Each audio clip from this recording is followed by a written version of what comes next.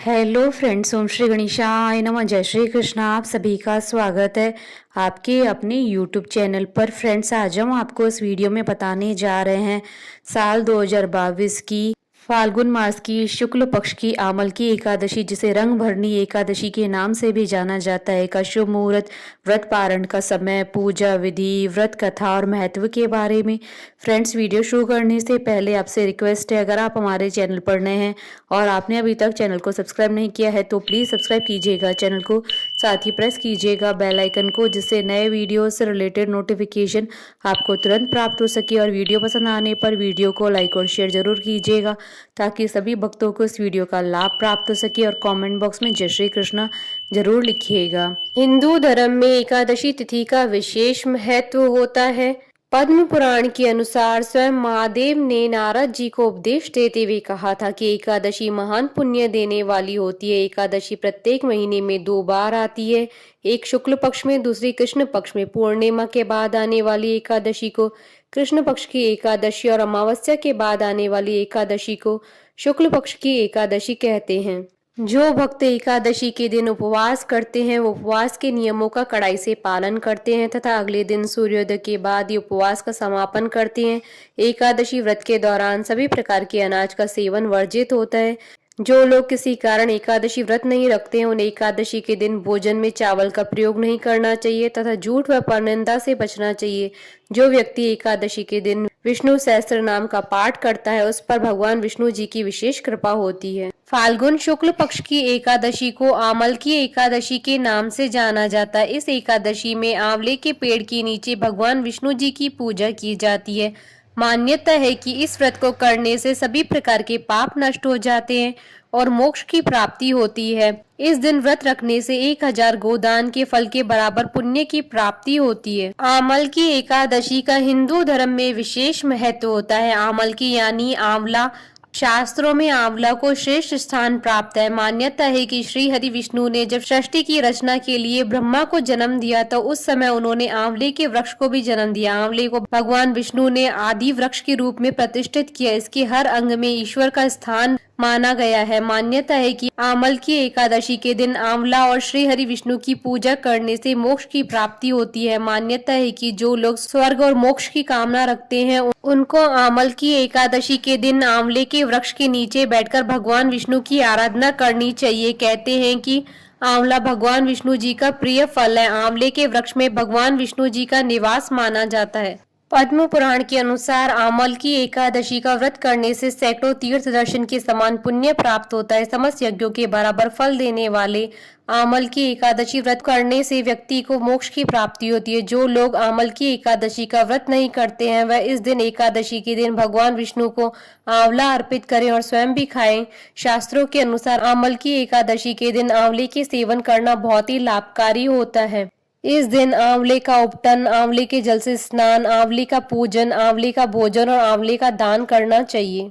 होली से पहले आने वाली इस एकादशी को रंग भरनी एकादशी के नाम से भी जाना जाता है।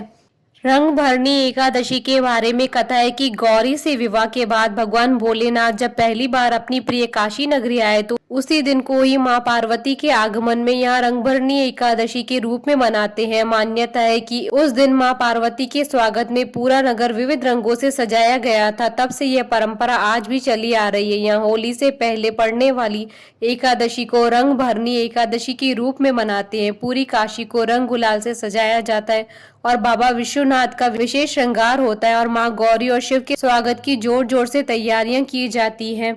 आमल की एकादशी के साथ एक और कथा जुड़ी है। उसके अनुसार राजस्थान के सीकर में खाटू श्याम के दर्शन देने की कहानी है। मान्यता है कि इसी दिन पहली बार श्याम कुंड में बाबा श्याम का मस्तक प्रकट हुआ था। तब से होली के पहले पड़ने वाली इस एकादशी के मौके पर खाटू धाम में मेले का आयोजन होता है, जहां श्रद्धालु खाटू श्याम के दर्शन करके पूजा पाठ करते हैं और उनसे अपने घर परिवार की सुख समृद्धि की प्रार्थना करते हैं। फ्रेंड्स, अब आइए जानते हैं आमल की एकादशी के शुभ मुहूर्त के बारे में। हिंदू पंचांग के अनुसार इस बार आमल की एकादशी का व्रत 14 मार्च 2022 सोमवार के दिन है। फाल्गुन शुक्ल एकादशी तिथि प्रारंभ होगी 13 मार्च 2022 को सुबह 10:21 पर और फाल्गुन शुक्ल एकादशी तिथि का समापन होगा 14 मार्च 2022 को दोपहर 12:05 पर। व्रत पारण का समय रहेगा 15 मार्च 2022 को सुबह 6:37 से सुबह 9 बजे तक। हरिवासर समाप्ति का समय रहेगा 15 मार्च 2022 को दोपहर 1:12 पर। फ्रेंड्स, अब आइए जानते हैं आमल की एकादशी की पूजन विधि के बारे में। आमल की एकादशी के एक दिन पहले यानी कि दशमी को रात के समय भगवान विष्णु का ध्यान करते हुए सोना चाहिए। एकादशी के दिन सबसे पहले नित्य कर्म से निवृत्त होकर स्नान करें और स्वच्छ वस्त्र धारण करें। आप घर के मंदिर में विष्णु जी की प्रतिमा के सामने हाथ में तिल, कुश, मुद्रा और जल लेकर व्रत का संकल्प करें। संकल्प लेते हुए इस प्रकार कहें कि मैं भगवान विष्णु की प्रसन्नता एवं मोक्ष की कामना से आमल की एकादशी का व्रत रखता हूँ या रखती हूँ। मेरा यह व्रत सफलता पूर्वक पूरा हो, इसके लिए श्री हरि मुझे अपनी शरण में रखें। अब विधि विधान से श्री हरि विष्णु जी की पूजा करें। सबसे पहले विष्णु जी की प्रतिमा को स्नान कराएं और पहुंचकर स्वच्छ वस्त्र पहनाएं। अब विष्णु जी को पुष्प, ऋतु फल और तुलसी दल चढ़ाएं। इसके बाद श्री हरि विष्णु जी की आरती उतारें, उन्हें प्रणाम करें। विष्णु जी की पूजा करने के बाद पूजन सामग्री लेकर आंवले के वृक्ष की पूजा करें। आंवले के वृक्ष की पूजा से पहले सबसे पहले वृक्ष के चारों ओर की भूमि साफ करें, उसे गाय के गोबर से पवित्र करें। पेड़ की जड़ में एक वेदी बनाकर उस पर कलश स्थापित करें। इस कलश में देवताओं, तीर्थों और सागर को आमंत्रित करें। कलश में पंच रत्न रखें, उसके ऊपर पंच पल्लव रखें और दीप जलाकर रखें। कलश पर श्रीखंड चंदन का लेप करें और वस्त्र पहनाएं। अब कलश के ऊपर श्री विष्णु के छठे अवतार परशुराम जी की मूर्ति स्थापित करें और विधिवत पूजा करें। शाम के समय एक बार विष्णु जी की पूजा करें और फलाहार ग्रहण करें। रात्रि में भगवत कथा और भजन कीर्तन करते हुए श्री हरि विष्णु जी का पूजन करें। अगले दिन द्वादशी को सुबह ब्राह्मण को भोजन कराएं, उन्हें यथाशक्ति दान दक्षिणा देकर विदा करें। इसके बाद आप स्वयं भी भोजन ग्रहण कर व्रत का पारण करें। फ्रेंड्स, अब आइए प्रारंभ करें आमल की एकादशी की पौराणिक व्रत कथा। 88,000 ऋषियों को संबोधित करते हुए सूत जी ने कहा, हे विप्रो, प्राचीन काल की बात है। महान राजा मानधाता ने वशिष्ठ जी से पूछा, हे वशिष्ठ जी, यदि आप मुझ पर प्रसन्न है तो ऐसे व्रत का विधान बताने की कृपा करें जिससे मेरा कल्याण हो। महर्षि वशिष्ठ जी बोले, हे राजन, सब व्रतों से उत्तम और अंत में मोक्ष देने वाले आमल की एकादशी के व्रत का मैं वर्णन करता हूँ। यह एकादशी फाल्गुन माह के शुक्ल पक्ष में होती है। इस व्रत को करने से समस्त पाप नष्ट हो जाते हैं। इस व्रत का फल 1000 गोदान के फल के बराबर होता है। अब मैं आपसे एक पौराणिक कथा कहता हूँ, आप ध्यान पूर्वक सुनिए। वैदिश नाम का एक नगर था जिसमें ब्राह्मण, क्षत्रिय, वैश्य और शूद्र चारों वर्ण आनंद सहित रहते थे। उस नगर में सदैव वेद ध्वनि गूंजा करती थी तथा पापी, दुराचारी तथा नास्तिक उस नगर में कोई नहीं था। उस नगर में चैत्रथ नाम का एक चंद्रवंशी राजा राज्य करता था। वह अत्यंत विद्वान तथा धर्मी था। उस नगर में कोई भी व्यक्ति दरिद्र व कंजूस नहीं था। सभी नगरवासी विष्णु भक्त थे और अबाल, वृद्ध, स्त्री, पुरुष एकादशी का व्रत करते थे। एक समय फाल्गुन मास के शुक्ल पक्ष की आमल की एकादशी आई। उस दिन राजा, प्रजा तथा बाल वृद्ध सबने हर्ष पूर्वक व्रत किया। राजा अपनी प्रजा के साथ मंदिर में जाकर पूर्ण कुंभ स्थापित करके धूप, दीप, नैवेद्य, पंचरत्न आदि से धात्री आंवले का पूजन करने लगे। इस प्रकार स्तुति करने लगे, हे धात्री, तुम ब्रह्म स्वरूप हो, तुम ब्रह्मा जी द्वारा उत्पन्न हुए हो और समस्त पापों का नाश करने वाले हो। तुमको नमस्कार है। अब तुम मेरा अर्घ्य स्वीकार करो। तुम श्री रामचंद्र जी द्वारा सम्मानित हो। मैं आपकी प्रार्थना करता हूँ, अतः आप मेरे समस्त पापों का नाश करो। उस मंदिर में सबने रात्रि को जागरण किया। रात के समय वहां एक बहेलिया आया जो अत्यंत पापी और दुराचारी था। वह अपने कुटुंब का पालन जीव हत्या करके किया करता था। भूख और प्यास से अत्यंत व्याकुल वह बहेलिया इस जागरण को देखने के लिए मंदिर के एक कोने में बैठ गया और विष्णु भगवान तथा एकादशी महात्म्य की कथा सुनने लगा। इस प्रकार अन्य मनुष्यों की भांति उसने भी सारी रात जागकर बिता दी।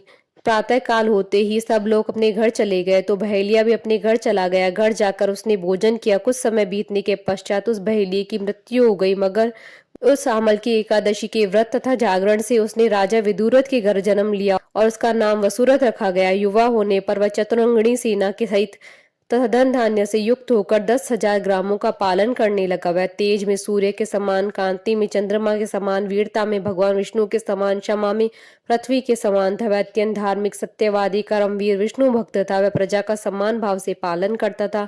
दान देना उसका नित्य कर्तव्य था। एक दिन राजा शिकार खेलने के लिए गया।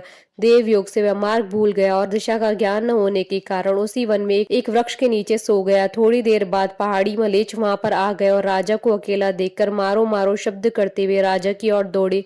मलेच्छ कहने लगी कि इसी दुष्ट राजा ने हमारे माता पिता पुत्र पौत्र आदि अनेक संबंधियों को मारा है तथा देश से निकाल दिया है, अतः इसको अवश्य मारना चाहिए। ऐसा कहकर वे मलेच्छ उस राजा को मारने दौड़े और अनेक प्रकार के अस्त्र शस्त्र उसके ऊपर फेंके।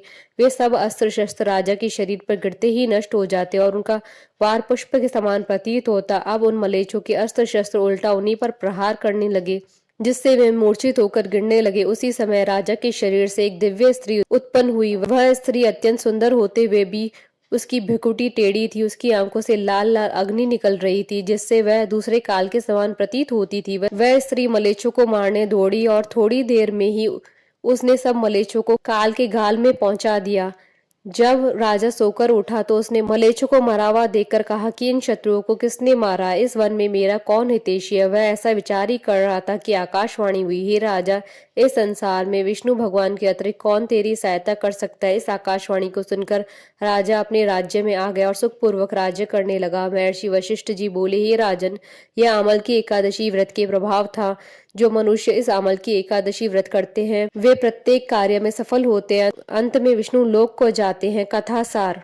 भगवान श्री हरि की शक्ति हमारे सभी कष्टों को हरती है। यह मनुष्य की नहीं अपितु देवताओं की भी रक्षा में भी पूर्णतः समर्थ है। इसी शक्ति के बल से भगवान विष्णु ने मधुकैटभ नाम के राक्षसों का संहार किया था। इसी शक्ति से उत्पन्न एकादशी बनकर मुर नामक असुर का वध करके देवताओं की कष्ट को हरकर उन्हें सुखी किया था। बोलिए भगवान विष्णु जी की जय, सनातन धर्म की जय। हमारे साथ इस वीडियो में अंत तक बने रहने के लिए आपका धन्यवाद। ओम श्री गणेशाय नमः। जय श्री कृष्णा।